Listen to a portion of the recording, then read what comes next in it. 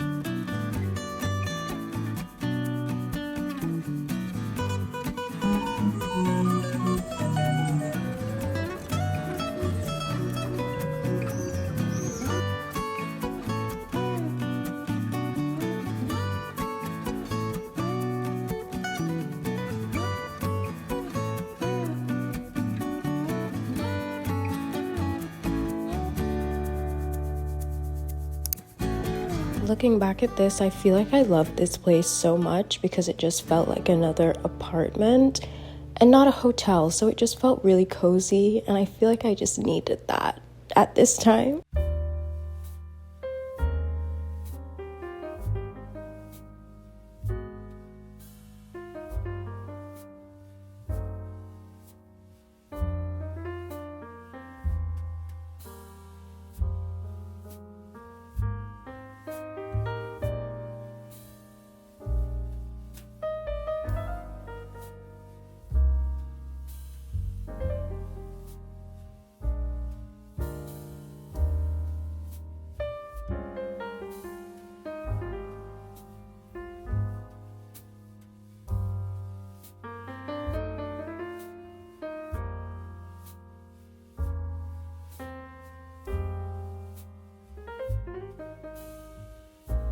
We made it to Portugal yesterday, and it was such a rough day because when we're leaving Barcelona, we didn't sleep.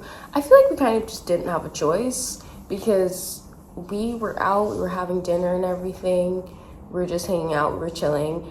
And then once we got back to the hotel, it was like just time to get ready to go because the flight was just so early.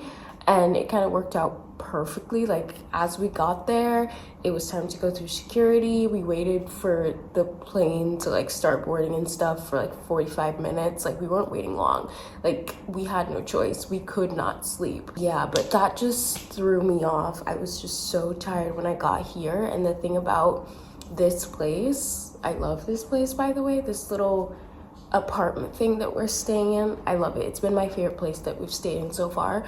But the check-in was at 4 p.m. I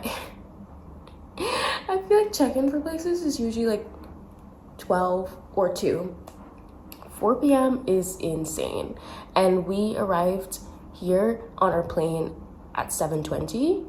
And then we had to wait until 9 a.m. for a reception to even open. And she held our bags at 9 a.m. but from 9 to 3, she actually texted us at 3, which was very kind of her that the place was ready.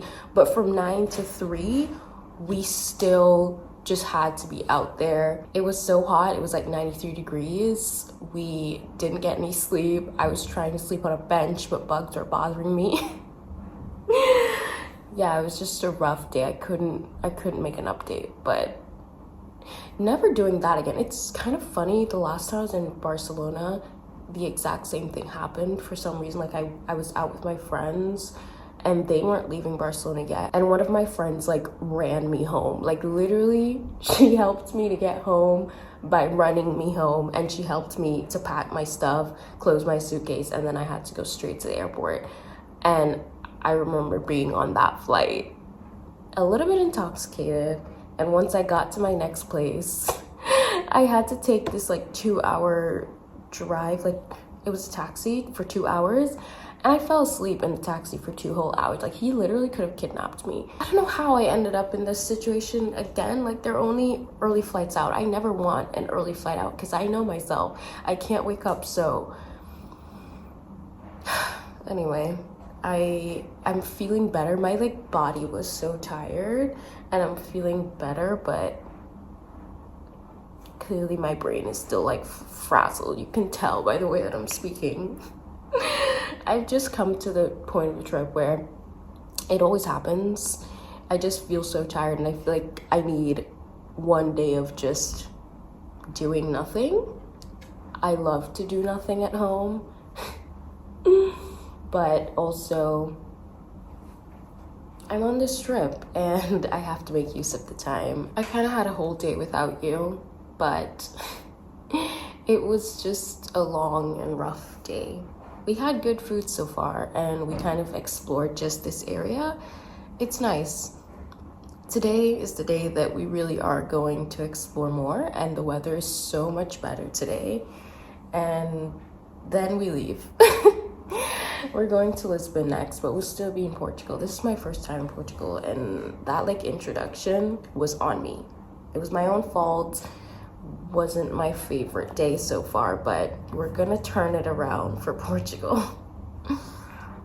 Okay, and now I'm gonna go get ready. I forgot to show you guys, I already got my magnet for Porto. It's a little sardine because they're known for that here. I didn't know that.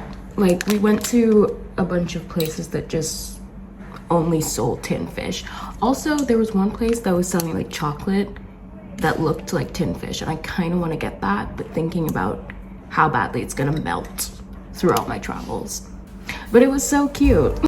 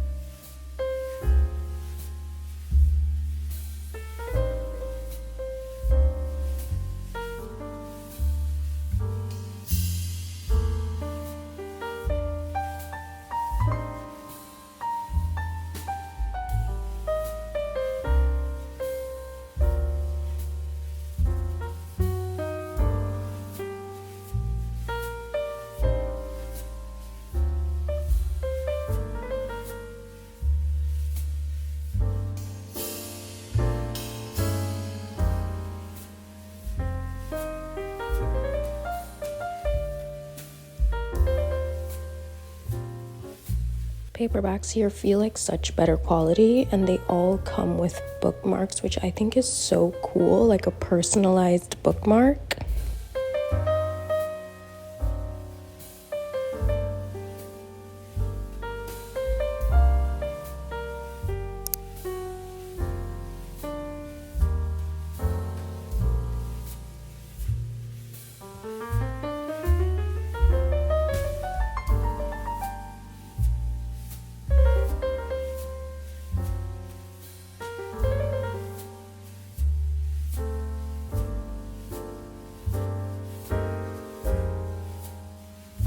We heard so much about the time out market specifically in Lisbon, so we had to come here, and it didn't disappoint. We had so many different things, and we loved everything. I mean, it's a little bit pricey, but it's a tourist trap. We expected that.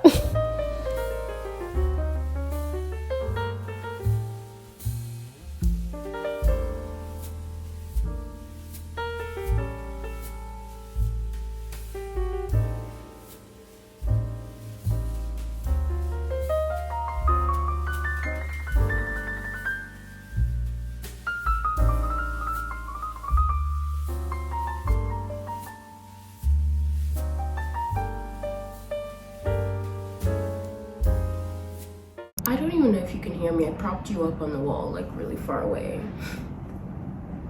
Anyway, I have not filmed much in Portugal because I've just been so tired. I can't escape my luteal phase.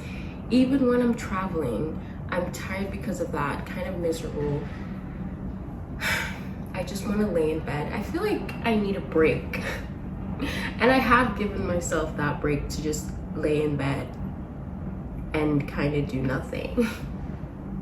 I kind of hate how much I've just been like scrolling on my phone when I'm in such a beautiful country, a new country, but we're turning that around today. Porto was pretty chill, honestly. Even though we were inside a lot, I feel like we saw most of it and we walked around most of the city. We also drove around a little bit. But now we're in Lisbon. We only got here yesterday and we got here kind of late. All we did was eat. Oh my God, we were at the timeout market. There are timeout markets in many places in the world. There's like 2 of them in New York. But the one here, really cool, love it. It's huge, and obviously they have different options and different things. So I enjoyed literally everything that I ate. But there was this man, if you know how timeout market is set up, they're like a bunch of tables and you sit anywhere, so you end up sitting with random people, not that big of a deal. There was this man right across from me. The table is like, we are literally facing each other like this, and I am watching the game, Colombia versus Egypt. That's what I was doing. Wait, no, that's not who was playing. Colombia versus Switzerland. Anyway, I am watching the game, I'm looking up a lot, and I'm eating my food, and so I wasn't paying much attention to him, but he's literally like so close to me. And I noticed that he's holding his phone. I'm gonna use this as an example. He's holding his phone and he's like tilting it up like this. And I'm just like, that's kind of weird. I don't know, maybe he's taking a photo of the places behind me or something, but then he just continues doing it. And I'm kind of like noticing, but I'm also like, am I just being paranoid? And that's my sister and I, we were like both getting up and going to different spots to like get food, but we're saving the seats. So I was alone, then she came back, and then like I left. And when he finally left, she said that she felt like he was doing that. And I was like, oh, so I'm not crazy. She was like, I didn't want to say anything either because I thought maybe I was being paranoid. And I was like, I thought I was being paranoid, but he literally was doing that. And the second time, because like me and my sister, we got like rounds of food. So we were getting up and coming back, getting up, coming back. And the second time that I was sitting there alone without her, I literally like held up my sangria glass to block my face. And then I was like literally doing this. Like, why do men do this? Like, what's honestly, everyone who have husbands and boyfriends, you guys are saints for putting up with men. I feel like I haven't had a positive experience with a man who wasn't in my family in like 5 years. I just can't with men. They're just so insufferable. Like, what did you get out of that? What did you get out of sitting this close to me and just recording me? I don't know, but that was just weird. I'm just trying to eat in this market and you're just sitting there, and he had like a whole pizza in front of him and he was barely eating it because he was on the phone recording me like half the time. And then when he finally left, he left like half the pizza there. I'm just like, did you even want that, or did you just want to buy something and sit to record me? Anyway, if you're that man and you somehow see this, go to hell. And I feel like every time I'm in an uncomfortable situation with a man, in the moment I'm like, I can't do anything and I feel powerless. And then every time it's over, I feel like I'm so mad at myself for not standing up for myself. But also like, at least I'm alive, you know, because we all know how they get. Anyway, you were propped up on this little thing, and that's the view behind. I love these like red top houses. I think they're so pretty. Lovely view. This shirt needs to iron, but I'm talking to the vlog, not you. Oh, sorry. But the more time that passes, the less I care about my fits. But I still think it's cute. And I've been wearing this skirt. I don't know, it's just the best thing because it feels like I'm wearing nothing, and in this heat that's what I need. The white, I was gonna wear white linen pants, but I don't want anything on my skin when it's this hot. So back to the skirt. The sky. Oh my god. Have you built it?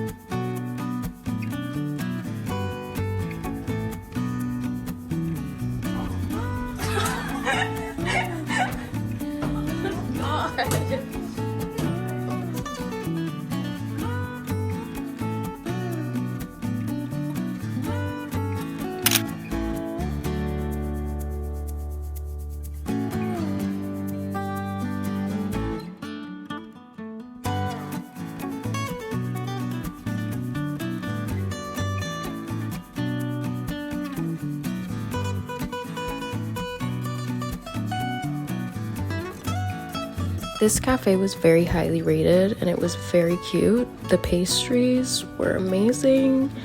Everything was going so right. But wait for it. This matcha, disgusting. Not to be dramatic, but just looking at this is actually grossing me out right now.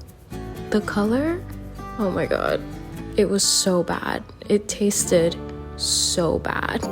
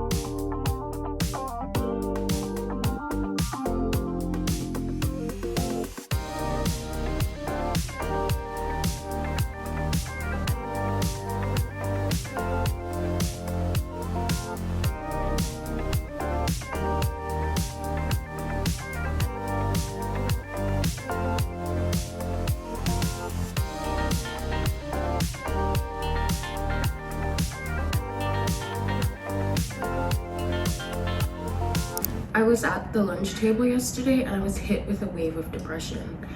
It's like not even traveling could help me to escape my luteal phase. I was sitting there thinking, what is even the purpose of life? Like, why am I doing this? And why am I having these thoughts on vacation? I literally can't out travel depression or my luteal phase. I don't know why I'm pronouncing it that way. I swear I know it's luteal, but brain fog when I'm on my period or close to it. Or any of it was still hit with all of that this month. So that's really fun. Kind of sad that it's in the country that I'm in for the first time. Like, I've never been to Portugal, but I've been to every other country that we're going to on this little vacation. This is the brand new one, and it happened here, so that kind of sucks. But it also just kind of feels like other things have been going wrong. Remember in my London vlog when I was saying how I love being a tourist as long as I'm not getting scammed or I'm not disrespecting anyone's culture? Well, we got scammed. We went into a taxi, and an official taxi, one of the official ones, and he was supposed to charge us $9.65. That was on the meter, and I think I saw it. I saw the meter, but my sister didn't see it. So when we asked for the thing for the card, he has to put in the actual total for the card, and he put in $19.65.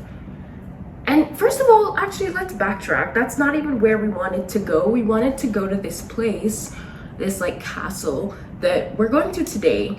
And on Google, it says the castle closed at 9 p.m. And around that time when we were trying to go, it was like, I think like 5 something.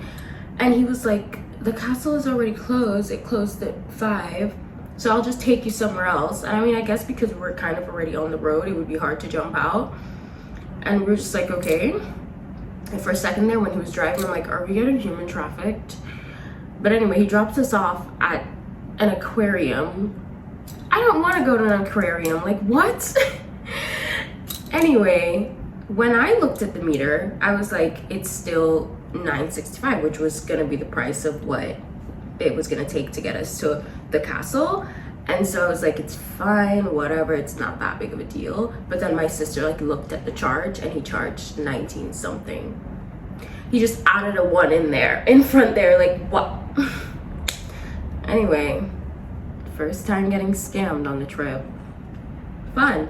The next thing is that we're gonna go to the castle today and figure out what time it actually closed. If it actually closes at 9 and he just didn't want to take us there, I might have to find that man. So much happened in between this clip and me coming home and debriefing that I completely forgot to confirm that he did lie. He just didn't want to take us to the castle for some reason, and by the time we realized he wasn't going to take us there because he claimed that it was closed, we were like, oh no, it's closed, we can't go there. We were already in like the middle of 3-lane traffic. We couldn't just hop out of the car, so he took us to this aquarium that we didn't want to go to, and then he had the nerve to add $10 to the charge. Like, what? I also just really don't like the men here, sorry. They keep like looking at me and making me feel uncomfortable. When we were at the Copenhagen cafe, oh my god, speaking of the Copenhagen cafe, I'm all over the place. That was the worst matcha I've ever had in my life. It literally looks disgusting. And it tasted just as disgusting, if you were wondering. And they were honestly so nice, very sweet in there, because I asked them for an extra shot and I was willing to pay for it, and they were like, we just don't have that in the system, so we wouldn't like know what to charge. And I was like, oh, it's okay.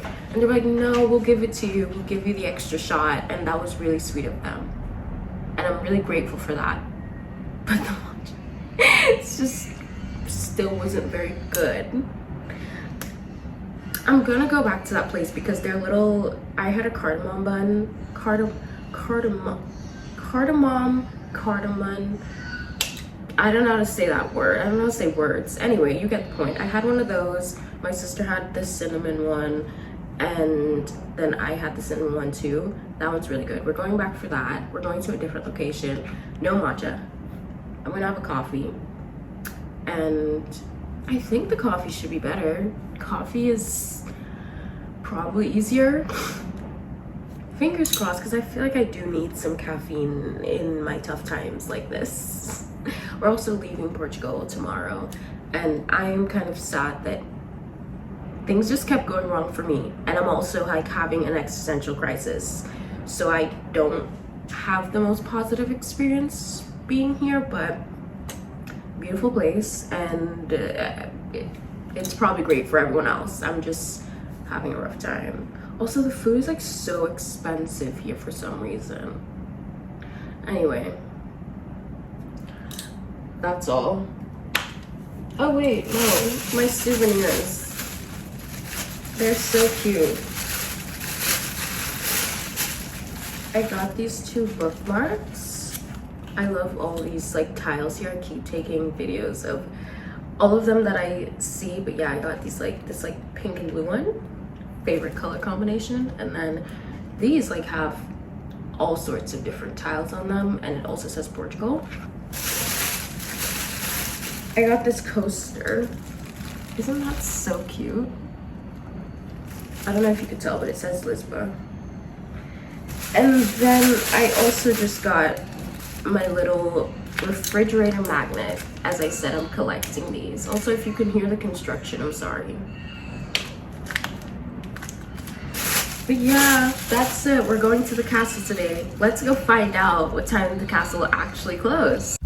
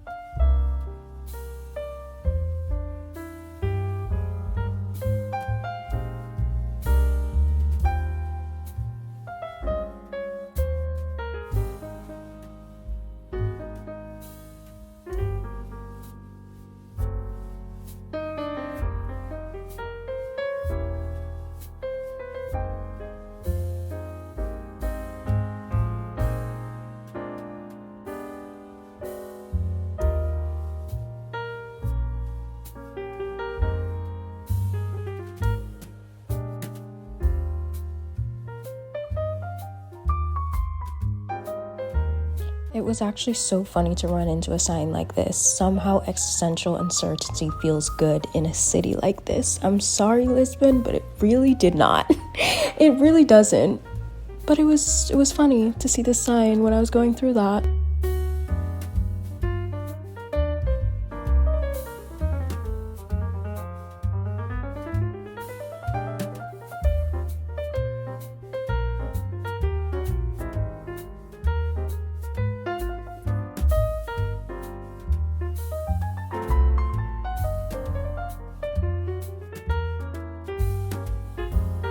I'm on the balcony and it's kind of dark, so sorry, but one of the lights, there's only one light in our bedroom, and there's kind of dark as well, but I was just sitting out here appreciating it for the last time because we're leaving tomorrow and I'm okay with that.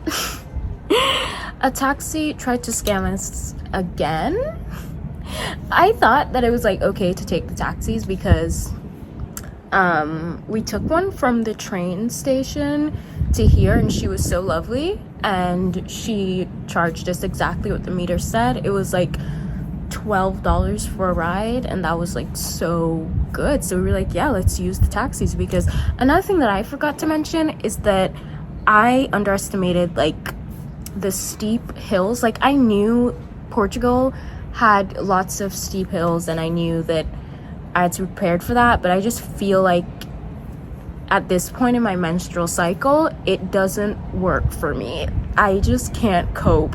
One hill and it ruins my entire day. So yeah, I haven't been doing well with that. I just feel like I've been almost, you know when you're like feeling like you're almost about to get sick?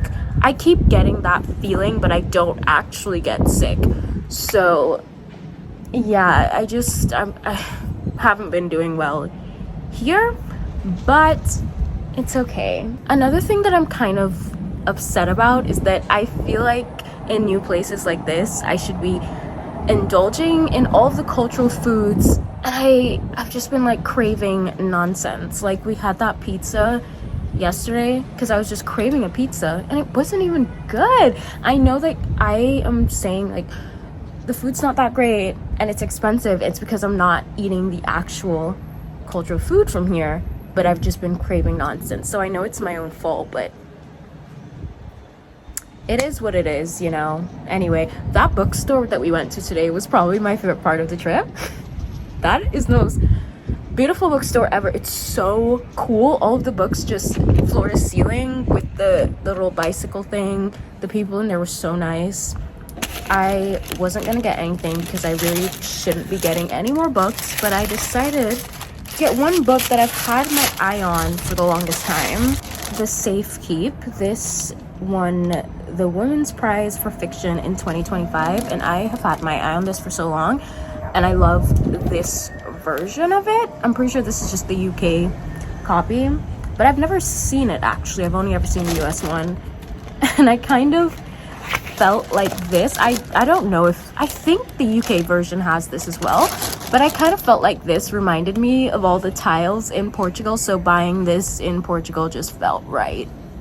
And I really want to read it, so I decided to support that store and get this. That last place that we went to, like that area, the LX factory, I really liked it. That was cool. It was a good way to end the experience. I'm so all over the place. I just realized, did I even tell the story of how we almost got scammed by a taxi? I just kind of went on saying why we trusted the taxis, but anyway, this man, he like turned his meter around, his official meter, and then he put on a meter on his phone that doubles the price, and then he shows us the meter on his phone and it said like 51 euros for one ride, and we were like, that's literally not possible, stop playing with us. Like, we learned our lesson. We're like, show us the meter, and he was like, oh, sorry. And he was just trying to get us to pay that 51 euros for what's on his made up meter on the phone, and we were like, no, show us the official thing. And then it said 25, and he was like, oh, all right, just pay that one. Like, well, yes, like, what is going on? Yeah, so that's the story about how we almost got scammed again, but we learned our lesson. I'm actually gonna end this vlog here. If you got to this point of the video, comment an orange emoji, and I will see you in the next one. Bye.